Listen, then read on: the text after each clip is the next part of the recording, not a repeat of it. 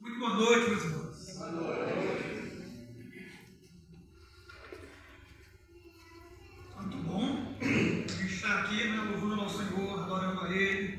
E muito mais quando a gente canta, músicas aqui que estamos cantando, que tem tudo a ver com o que nós vamos estudar na palavra do Senhor. Para a gente tem sido uma felicidade poder estar com os irmãos todos esses dias aqui, transmitindo a palavra, uma bênção de Deus. Espero continuar contando com as orações dos irmãos, para que Deus continue nos abençoando. Porque aquilo que temos estudado aqui, eu creio que não passa muito da minha capacidade, como o pastor Ivaldo, mas da bênção de Deus, da graça dele, né? É isso? Bom, irmãos, nós estamos estudando a primeira epístola de Pedro. Peço já que os irmãos abram suas Bíblias, 1 Pedro, capítulo 1.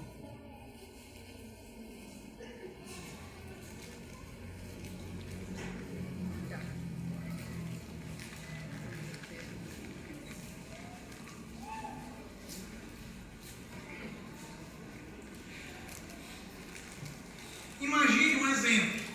Esse é um exemplo que eu li um livro que um pastor escreveu e ele pegou de outro pastor. Mas imagine só o final da Segunda Guerra Mundial. A gente sabe que na guerra algumas pessoas, alguns soldados são capturados como prisioneiros. Eles ficam ali sendo colocados em situações de sofrimento, situações de penúria muitas vezes, sem expectativa de sair. Será que eu vou morrer? O que vai acontecer comigo? Agora imagine que um grupo de soldados eles foram capturados pelo exército inimigo. Eles foram colocados lá numa base inimiga. Eles foram presos. E o sofrimento que eles passavam ali, eles não tinham muita expectativa, eles não tinham muita esperança do que ia acontecer. Isso pode ter acontecido durante a Segunda Guerra Mundial. Um dia, alguns daqueles soldados, eles ouviram uma mensagem, eles interceptaram uma mensagem de rádio. E essa mensagem tinha uma notícia. E eles ouviram: a guerra foi completamente vencida. O nosso lado venceu. Os aliados venceram. As tropas estão bem próximas aqui, poucos quilômetros dessa base onde nós estamos aqui aprisionados. E assim eles sabiam que seria apenas uma questão de tempo até que os aliados chegassem ali naquela base, rendessem os inimigos e eles fossem libertos. Claro que eles ficaram muito alegres, ficaram muito felizes, contentes, pulavam, abraçavam uns aos outros, mas ao redor parecia que nada tinha mudado. Eles ainda estavam presos, eles ainda estavam bem magros, por tantos dias de fome que tinham passado, alguns estavam bem feridos pelos sofrimentos, pelas surras que levaram, mas apesar disso eles estavam alegres, eles estavam felizes. Alguns não entendiam a razão dessa alegria deles. Eles não entendiam porque parecia que o sofrimento ainda continuava. Eles ainda estavam presos. Muitos não entendiam porque não tinham recebido aquelas boas novas, aquelas boas notícias a respeito da vitória. Não tinha chegado para eles. Irmãos, o Evangelho, ele é boas novas. Ele é boas notícias de libertação, de salvação, de esperança. É isso que essa carta de 1 Pedro nos fala. O Evangelho é a boa nova de salvação em Jesus Cristo. Mesmo quando nós ainda estamos passando por sofrimento, nós já temos uma certeza que a vitória já foi realizada pelo Senhor Jesus Cristo. É uma ilustração. E é isso que nós vamos estudar hoje, aqui em 1 Pedro, verso 6, capítulo 1, verso 6 ao verso 9. Então a ideia do nosso texto de hoje é que nós podemos, sim, nos alegrar profundamente no Senhor Jesus Cristo, apesar dos sofrimentos que nós venhamos a passar. Então vamos reler aqui do verso 3 até o verso 9 para a gente entender o contexto. Diz assim o verso 3, 1 Pedro: Bendito seja o Deus e Pai de nosso Senhor Jesus Cristo, que segundo a sua grande misericórdia nos regenerou para uma viva esperança, mediante a ressurreição de Jesus Cristo dentre os mortos, para uma herança que não pode ser destruída, que não fica manchada, que não murcha e que está reservada nos céus para vocês. Vocês que são guardados pelo poder de Deus, mediante a fé, para a salvação preparada para ser revelada no último tempo. Nisso vocês exultam, embora do presente por breve tempo. Se necessário, vocês sejam entristecidos ou contristados por várias provações, para que, uma vez confirmado o valor da fé que vocês têm, muito mais preciosa do que o ouro perecível, mesmo apurado pelo fogo, exulte em louvor, glória e honra na revelação de Jesus Cristo. Mesmo sem tê-lo visto, vocês o amam. Mesmo não vendo agora, mas crendo nele, vocês exultam com uma alegria indescritível e cheia de glória, obtendo o alvo dessa fé, a salvação da alma de vocês. Vamos orar. Pai bendito, nós temos diante de nós a tua palavra, que é poderosa, que é bela, rica, Deus, para nos trazer crescimento, maturidade, nos trazer a instrução, nos ensinar sobre o amor que nós devemos ao Senhor e a nossa alegria, pelo aquilo que o Senhor Jesus Cristo fez por nós. Rogamos, Deus, que a tua palavra venha iluminar o nosso coração, nos dar direção, nos dar conforto, nos dar ânimo, nos dar energia, Pai, para fazermos tudo aquilo que precisamos fazer nessa vida para a tua honra e a tua glória. Nós pedimos que o Senhor nos ajude a compreendê-la e a aplicá-la em nome de Jesus Cristo. Amém. Amém. Então, lembrando um pouco do contexto do que nós já estudamos, do verso 3 até o verso 5, nós vimos que nós devemos louvar ao Senhor diante da natureza da salvação que é revelada a nós em Jesus Cristo. Nós devemos louvar. E o objetivo aí desse texto, que vai do verso 3 até o verso 25, nós já dissemos. Pedro ele queria relembrar àqueles irmãos que a natureza da salvação que foi revelada a eles em Cristo Jesus é uma salvação sobrenatural. É uma salvação que traz consequências abençoadoras, consequências eternas para o crente.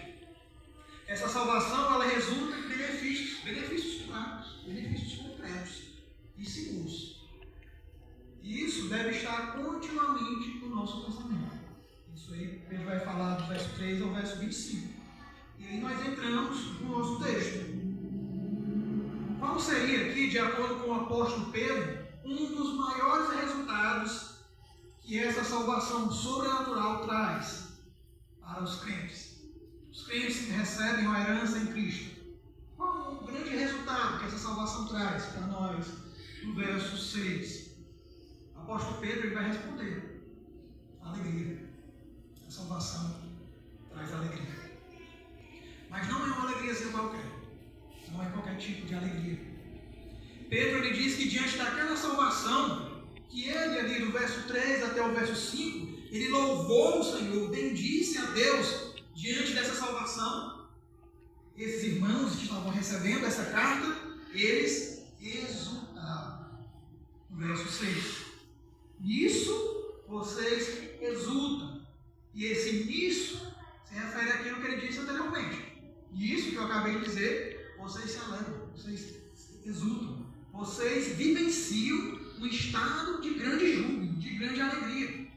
Isso provavelmente, essa atitude desses irmãos, envolvia verbalização. Eles falavam isso, eles diziam que Deus realmente era maravilhoso, que Deus era tão bondoso com eles, era misericordioso, Deus era muito belo, Deus é perfeito.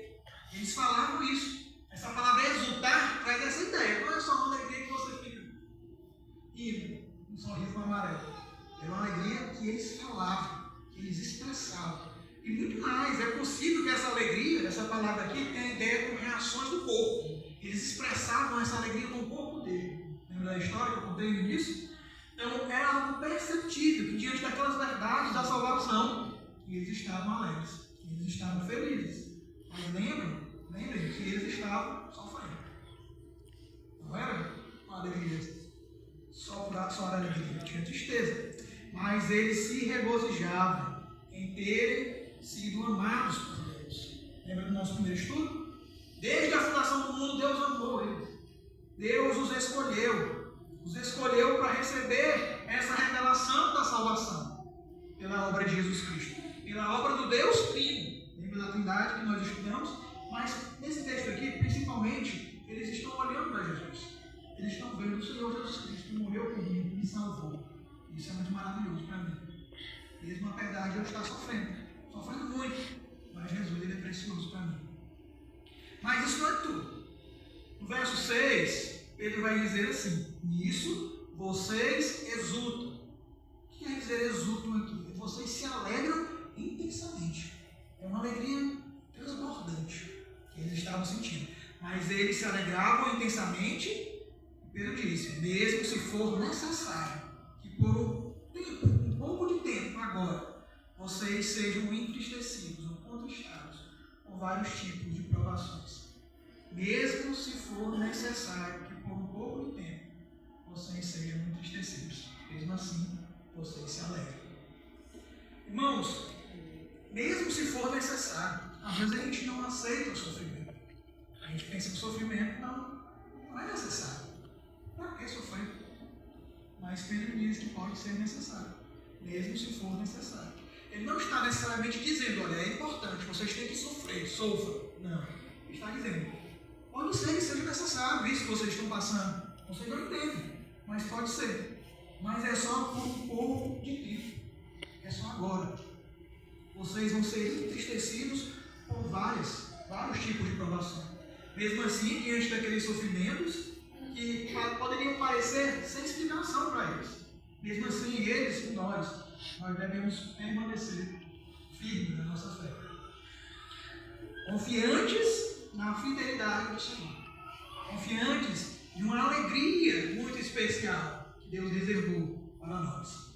Nós já dissemos que Deus ele tem propósitos específicos em permitir, em decretar que nós passemos por vários tipos de provações.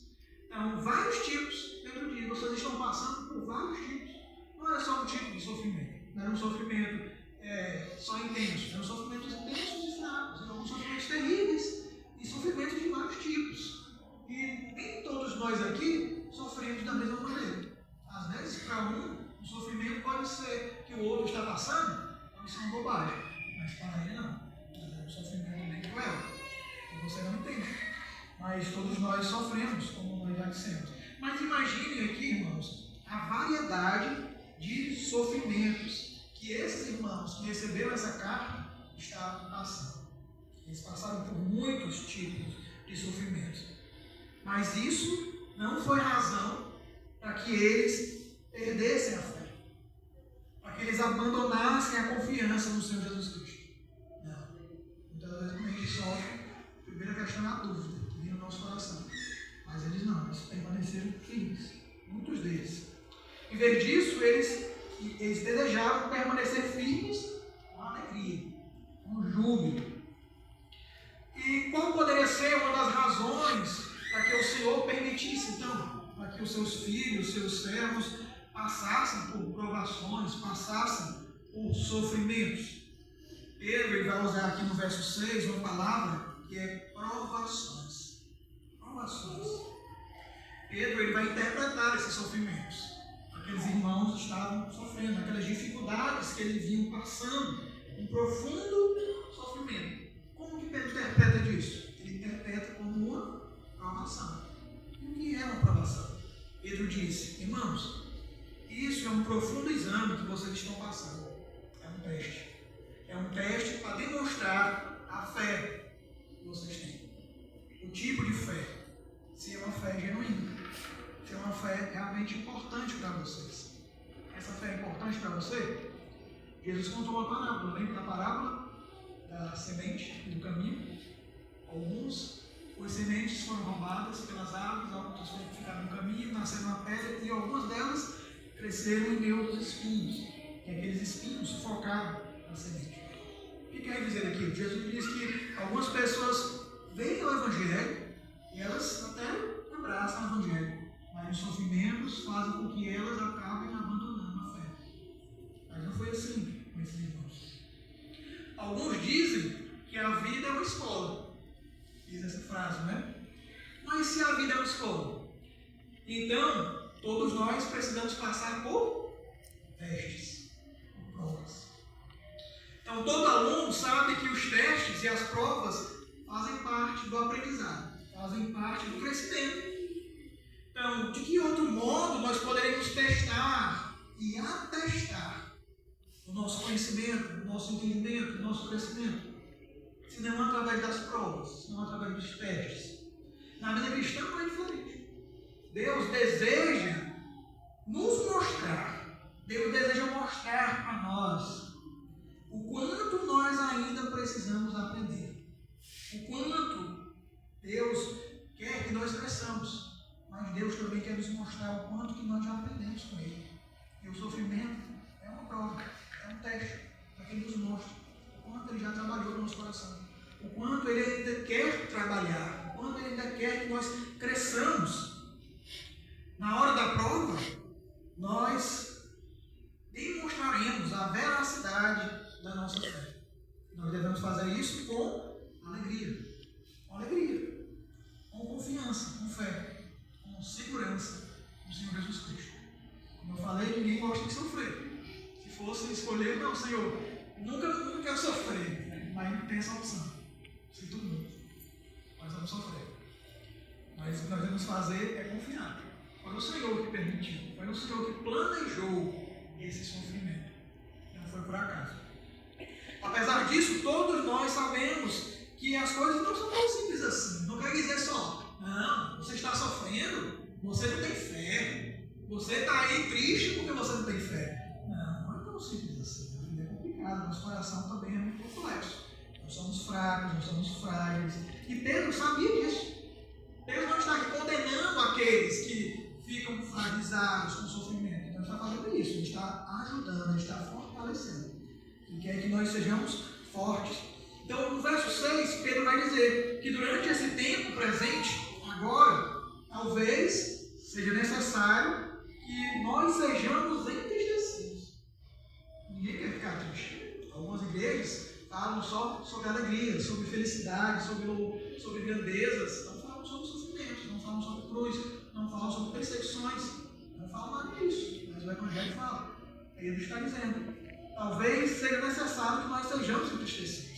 Seja necessário que nós sejamos entristecidos por causa de provações. E essas provações podem nos levar a ficar aflitos, preocupados, tristes. E isso é natural. A tristeza faz parte do mundo caído. Mas um dia não vai haver mais. Tem lágrimas, tem dor. Mas nós precisamos lembrar, como Pedro diz, que talvez esses sofrimentos sejam necessários, mas é apenas por um pouco de tempo, somente agora. Para os crentes em Jesus, nós que cremos no Senhor, as provações, elas não duram para toda a eternidade. Mas como nós já dissemos aqui aos irmãos e irmãs, Deus ele tem propósitos para esses sofrimentos que nós passamos, para essas provações. E ele vai falar isso no verso 7. Veja o verso 7. Ele vai dizer assim: para que, uma vez confirmada o valor da fé que vocês têm, muito mais preciosa que o ouro perecível, mesmo apurado pelo fogo, resulte em louvor, glória e honra na revelação de Jesus Cristo. Deus conhece pessoalmente aqueles que Ele escolheu. Ele tem um relacionamento pessoal com aqueles que Ele escolheu. De maneira que Deus ele quer se relacionar pessoalmente com você. Desde a eternidade, Deus escolheu isso. Então esse sofrimento não foi por acaso, não é por acaso. Deus, ele diz aqui na sua palavra, através de Pedro, que ele tem um objetivo decretado para todas as coisas, inclusive para os sofrimentos. O apóstolo vai dizer aí, no verso 7, no início, para que eram essas provações. Ele vai usar a expressão a fim de quê? Para quê? Então não sou eu que estou dizendo aí. Pedro destaca que as provações têm propósitos. Elas têm um propósito, elas são para quê? Elas têm um fim, elas têm um alvo. Talvez seja difícil ser tão direto aqui. É muito claro. Mas a gente não aceita muitas vezes. A gente não aceita, a gente acha que não tem razão, não tem. Irmãos, mas para os crentes no Senhor Jesus Cristo, absolutamente. Nenhum sofrimento é sem razão. Nenhum sofrimento. Até uma mãe acabar. Nenhum sofrimento é sem razão. E qual poderia ser uma das razões para isso? A maior razão que nós podemos encontrar aqui no sofrimento, que Pedro nos diz, por que nós sofremos? Mesmo quando nós estamos vivendo uma vida justa diante de Deus, por que nós sofremos? Se nós estamos vivendo bem diante do Senhor. Pedro vai responder no verso 7, a fim de que o valor provado da fé de vocês, o valor mais precioso que o ouro que perece, sendo provado pelo fogo, o valor seja achado em louvor, glória e honra na revelação de Jesus Cristo. O apóstolo nos diz aqui que a fé ela vai produzir resultados, vai produzir frutos, mesmo diante das provações. Quando nós passamos por provas e testes, Deus tem um desejo. Ele quer demonstrar a genuinidade da nossa fé. Ele nos testa, não para nos derrubar, não para nos machucar, mas para expor e demonstrar uma comprovação. Deus deseja provar que enquanto nós usamos a nossa fé, durante o sofrimento, essa fé atesta para o mundo que Deus é importante, que Deus é valioso, que a nossa fé vale a pena. Um dos objetivos do sofrimento é esse, mostrar que a fé é valiosa. Quantas pessoas você não já conhece que se converteram através do sofrimento? Testemunho de pessoas crentes que sofreram. Pessoas foram alcançadas, Deus foi glorificado, porque aquela pessoa foi fiel ao Senhor e rompeu o sofrimento. Deus tem esses propósitos maravilhosos. Então o Senhor quer demonstrar para nós e para o mundo o quanto a fé é preciosa, o quanto a fé do seu Filho é especial. É por meio da provação, é por meio da tempestade que Deus nos revela algo. Ele nos revela o quanto Ele é amoroso. Como assim? No sofrimento, Deus nos permite sofrer para nos mostrar o quanto Ele nos ama? Deus faz isso. Porque nós não vamos depender de nós mesmos. Nós não vamos ficar satisfeitos conosco mesmo. Lembra algo que Abacuque disse? Ainda que a figueira não floresça. Ou seja, ainda que eu não tenha os alimentos para vender aqui, que não tenha animais para comer, contudo eu vou confiar no Senhor. E é isso que Pedro está dizendo aqui. É no meio dos sofrimentos que Deus nos mostra o quanto Ele é amoroso, o quanto Ele é bonito, o quanto Ele é belo, o quanto Ele é valioso, o quanto o valor da nossa fé tem um peso grandioso, um peso eterno, que não é passageiro, não é só para essa vida. Desse modo, a fé ela se demonstra cada vez mais valiosa para nós, diante desse mundo, e o mundo também vai ver isso. Enquanto Deus vai confirmando as suas promessas nos nossos corações, por meio da fé. Enquanto Deus cuida de nós, em meio às provações, a nossa fé vai amadurecendo. Para ilustrar isso, Pedro ele usa uma metáfora, uma comparação, uma figura de linguagem muito presente nas Escrituras. Ele usa a comparação do sofrimento e da provação com a purificação dos metais preciosos. Ele usa isso. Ele diz que as provações mostram o valor provado, o valor atestado da nossa fé. E esse valor provado da nossa fé em Cristo é mais precioso do que o ouro. O elemento ali que era conhecido na sua época como o metal mais valioso. E até hoje o ouro é um metal muito valioso. Então a ilustração é a seguinte, é a purificação do metal precioso. Como é que acontece essa purificação mesmo na área química e física? O metal, geralmente, é colocado em um recipiente que a gente chama de cadinho. Às vezes, quando é bem grande mesmo, não se chama assim, mas quando é pequeno, é cadinho. Então, esse metal, ele é derretido, ele é colocado em um aquecimento intenso, muito forte o calor, muito forte mesmo. Então, é uma condição de estresse daquele material. E ele é derretido. O calor é tão grande que ele se derrete. A gente sente assim, né? O sofrimento parece que o calor é tão grande que ele desmorece. Pedro vai falar isso mais na frente. Vai falar, não estranhe a ardente prova que vem sobre vocês como fosse um fogo estranho. É isso que ele está falando aqui. Então, quando esse metal ele é colocado num cadinho, um calor terrível é colocado sobre ele. E ele se derrete. Ele se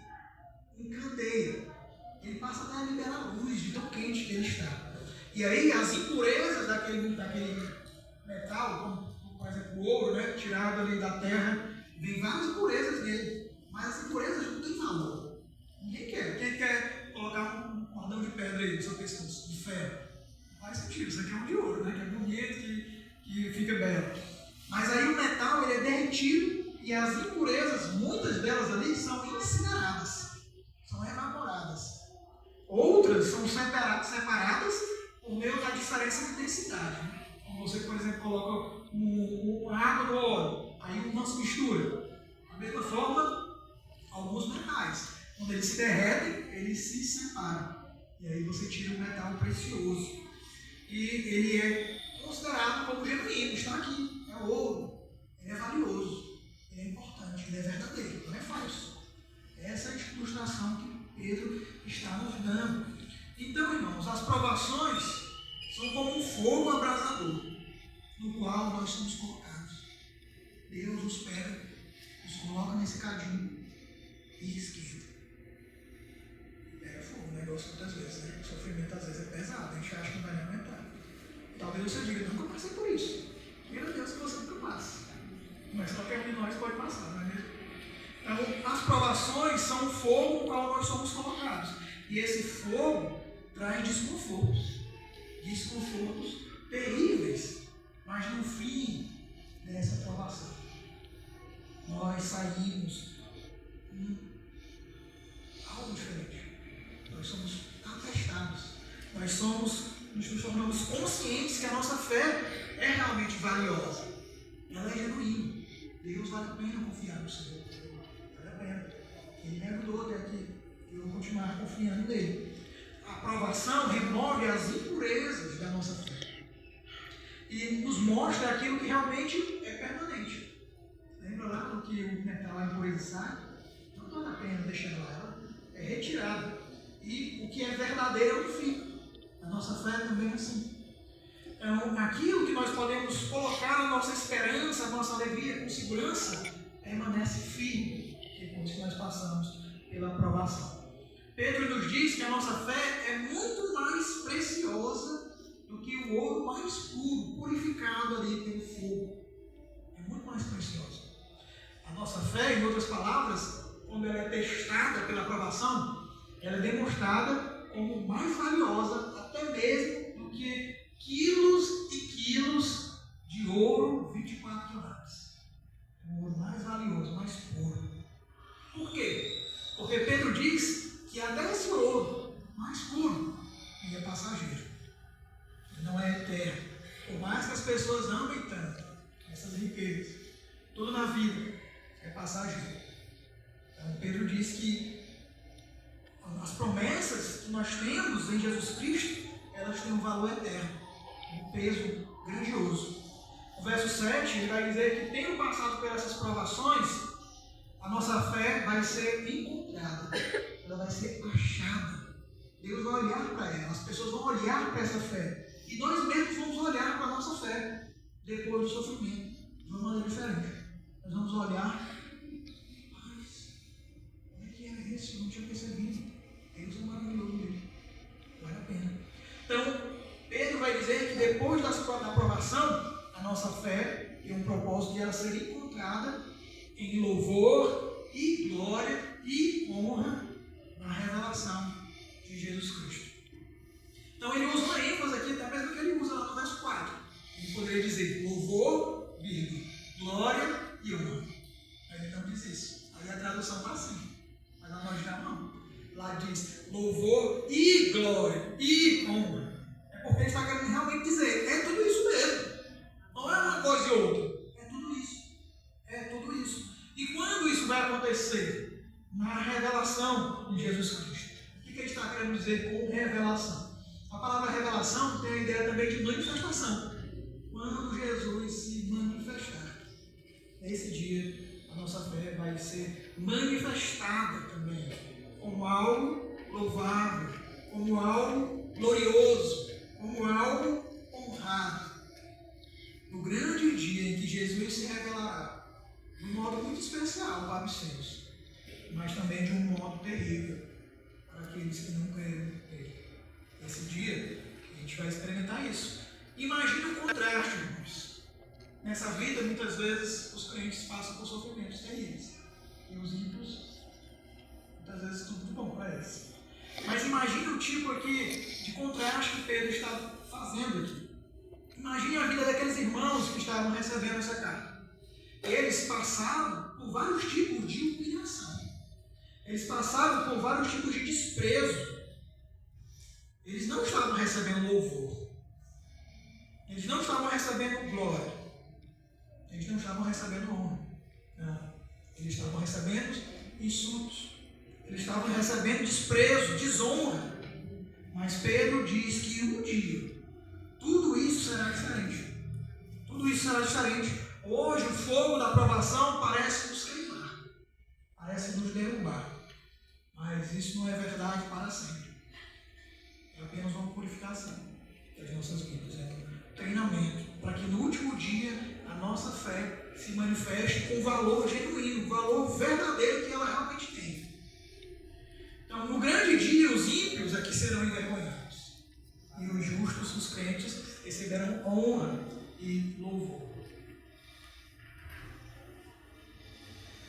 E tudo isso faz sentido. Por quê? Porque quando nós olhamos para Jesus Cristo, é algo diferente. A vida tem outro significado. Não é só o bem-estar aqui nessa vida. E é exatamente isso que Pedro vai dizer para aqueles crentes, no verso 8. Ele vai dizer no verso 8: o qual, não o tendo visto, vocês o amam. Vocês não viram Jesus Cristo pessoalmente. Vocês não viram, mas vocês o amam. O qual, não vendo agora pessoalmente, mesmo assim vocês continuam crendo. Uma das maiores dificuldades da nossa fé é que nós temos que confiar muitas vezes naquilo que nós não vemos. E durante o sofrimento isso parece ser mais difícil. Mas Pedro disse para aquelas pessoas que eles não viram Cristo. Pedro viu, mas eles não viram. Ou seja, Pedro diz que eles amam o Senhor Jesus Cristo mesmo não tendo se encontrado com eles. Eles não precisaram de provas para crer que Jesus tinha existido e tinha morrido pelos seus pecados. Eles creram simplesmente na palavra que foi pregada para eles através dos apóstolos. Eles creram pessoalmente, eles confiaram nisso. E nós também, nós não vimos Jesus. Nós não precisamos de provas. Claro que existem muitas evidências, mas a nossa fé é baseada tanto nisso, mas na própria evidência da palavra de Deus. Aqueles crentes aqui no texto, eles amavam Cristo mesmo antes de terem passado pelas provações. Eles amavam. E depois que eles passaram pelas provações, eles continuaram amando profundamente o Senhor Jesus Cristo. Mesmo depois de enfrentar todos aqueles sofrimentos. E esse tipo de fé que nós devemos imitar. Nós devemos confiar no Senhor, mesmo depois que nós passamos por sofrimentos. Pedro diz que aqueles irmãos, apesar de não verem pessoalmente o Senhor, naquele momento ali onde eles estavam, mesmo assim eles continuaram crendo. Mas isso não é tudo. Eles não só creram. O verso 8 diz que eles exultavam. Lembra lá do verso 6? De novo aqui Pedro diz que ele exultava. Mas no verso 8, que tipo de alegria era essa que eles tinham? Como é que Pedro descreve essa alegria? Ele diz que era uma alegria indizível. Algo que não pode ser expressado. Não tem nem como dizer o tamanho dessa alegria, dessa satisfação. Era uma alegria que Pedro diz definitivamente gloriosa. Uma alegria muito grande. É uma alegria de uma glória permanente, uma glória durativa, que era o resultado não da experiência que eles estavam vivendo hoje. Por que eles iam estar alegres? Eles não tinham razão, mas era baseado em algo lá do passado, que já tinha sido feito. Cristo já tinha morrido pelos pecados deles. E eles estavam confiantes basicamente nisso, não nas suas capacidades, não nas suas emoções, não no seu presente, não nas suas situações, mas unicamente naquilo que foi feito de uma vez por todas por eles, por Jesus Cristo, no passado. Deus realizou, Cristo realizou. E a pessoa de Jesus era o alvo aqui da fé deles. Não eram as circunstâncias, era uma pessoa. E Jesus ele é imutável, as circunstâncias mudam, mas ele, Jesus Cristo, é imutável. Então, em 2 Coríntios 4, 17 a 18, Paulo escreve assim, 2 Coríntios 4, 17 a 18. Porque a nossa leve e momentânea tribulação produz para nós eterno peso de glória. Muito parecido com João, com Pedro. Uma glória acima de toda comparação. Não atentando nós nas coisas que se veem. Parecido, não texto? Mas nas coisas que não se veem. Porque as que se veem são temporais. E as que não se veem são eternas. Então Paulo diz que a tribulação é leve e momentânea. E a glória é o quê? Leve e momentânea? Não. É pesada e eterna. Paulo também escreve lá em Romanos 8, 18. Porque para mim, tenho por certo, que os sofrimentos do tempo presente não podem ser comparados com a glória que há de ser revelada em nós. Paulo afirma com convicção que a glória futura não apenas supera, mas excede incomparavelmente todo o sofrimento que nós passamos nessa vida. Tudo. Incomparavelmente. Então, assim como aqueles crentes lá em 1 Pedro, retornando para 1 Pedro 1, aqueles crentes exultavam com um tipo maravilhoso de alegria, uma alegria definitiva, nós também podemos nos alegrar profundamente no Senhor Jesus Cristo, apesar dos sofrimentos que nós vamos passar no presente. Então, essa vida é passageira. E nós não podemos nos apegar a esse tipo de alegria.